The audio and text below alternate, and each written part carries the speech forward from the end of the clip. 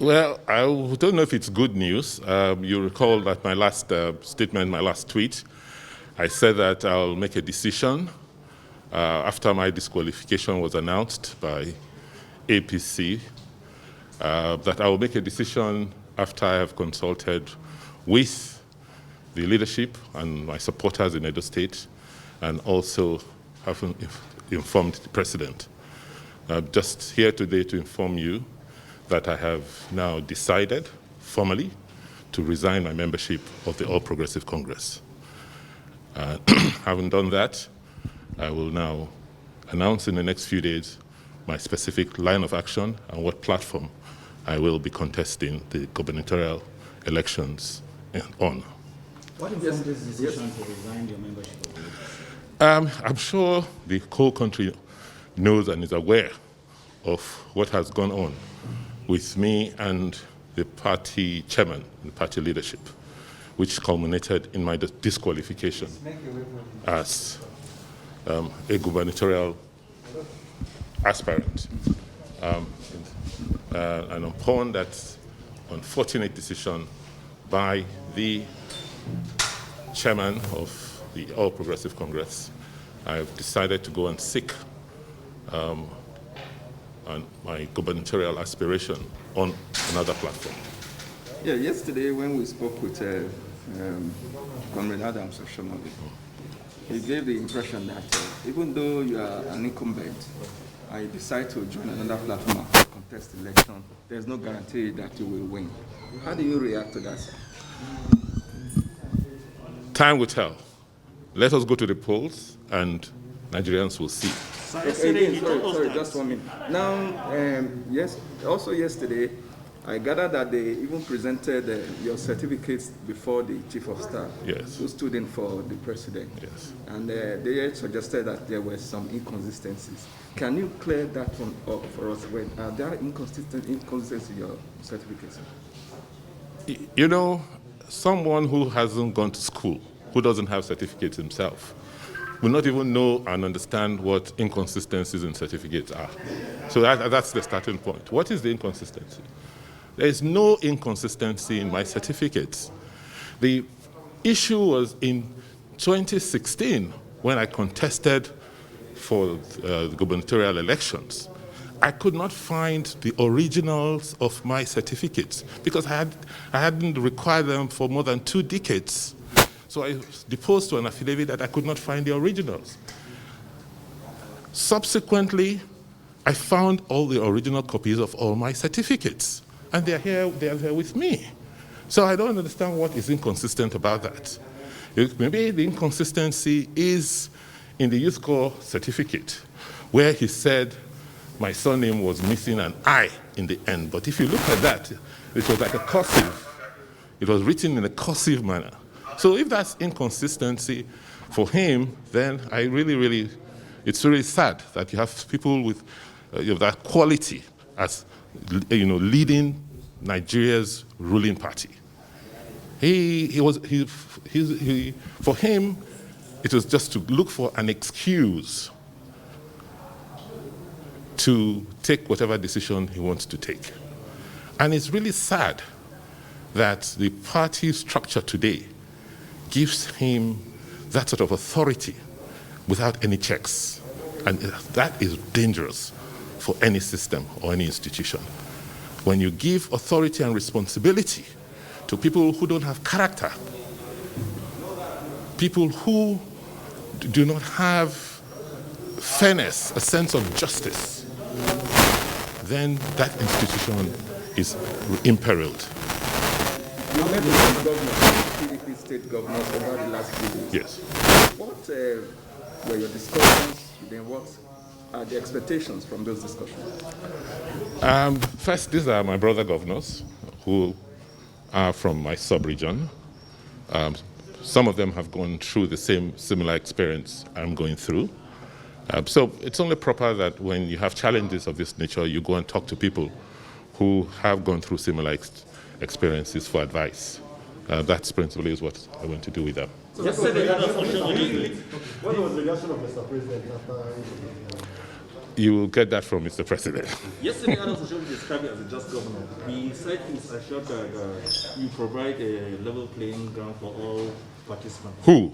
Adam Social. That Adam Social, will provide? Has he?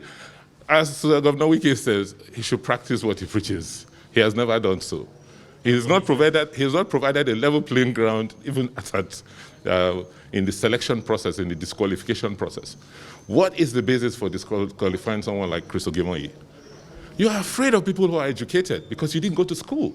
You are afraid of people who have something to offer because all he knows how to offer is brigandage, crisis.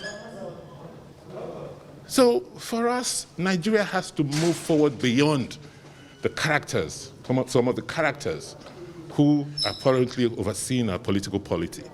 They are scared. They are scared that when people of substance, when people who are proven, when people who have succeeded in other aspects of life come into politics, they will be history. And for me, this fight is not about grabbing political power. It's not about me. It's not about trying to prove a sense of importance. No, it's about, for us, 21 years into this republic, democracy must mature. That our democracy is maturing. We now need to begin to show that politics cannot and should not be the preserve of a certain character of people. That people of accomplishment, people of knowledge, people of character must also be accommodated in the political space. You don't have to be a ruffian to be a politician. You don't have to be a brigand to be a politician. You don't have to be a thief to be a politician. So finally, what is the position of people of Edo regarding this matter?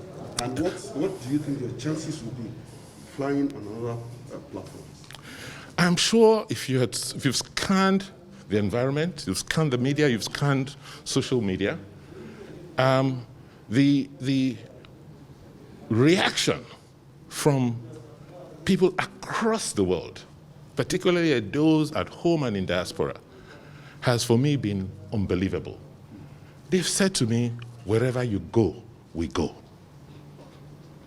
So Nigerians may like to know, why have you decided to come to the State House to make this your decision known? I said that before I make a decision, I have to show respect to my president, who I adore, who for me is an epitome of incorruptibility, an epitome of order, an epitome of lawfulness. This is a man who, for him, that is what Nigeria should be about. I think I owe him that respect to come and tell him what I have done and why I have decided to take the decision I took. Thank you very much. Thank you. Your Excellency, can you comment on this?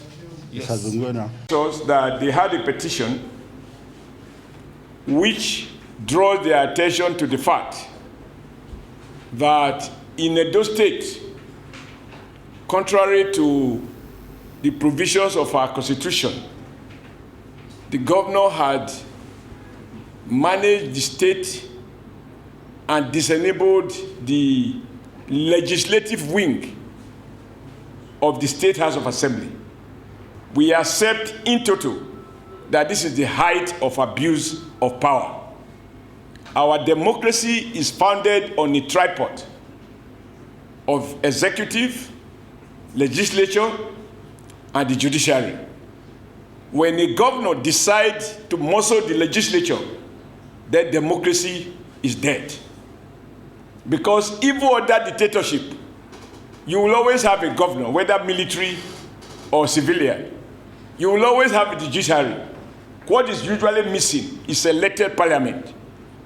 So it is inconceivable that in a democracy, particularly in a party that prides itself, as we do, as All Progressive Congress, a progressive party, that Edo State is being run by the executive without the benefit of a properly constituted parliament. The two reports, the ground for disqualification and the grounds for qualification.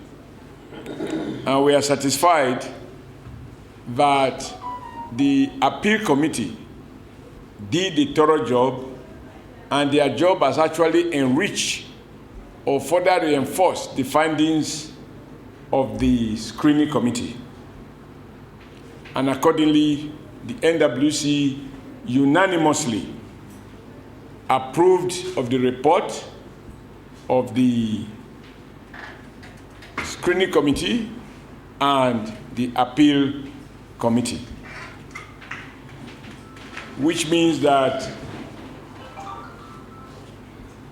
as recommended by the two committees, Matthew Diekeme stand disqualified for reasons that the committee shared with all of you. We have made this process transparent. You heard from them and they gave their reason. We have nothing to add to those reasons. We also upheld the recommendation that Governor Godwin Nogegase Obaseki is disqualified, again for reasons that were well stated in both the appeal committee report and the additional information supplied by the appeal committee. But let me also re-emphasize one important thing, that it's not about certificates alone. Important as those are, they are by themselves, they are things that are beyond our control.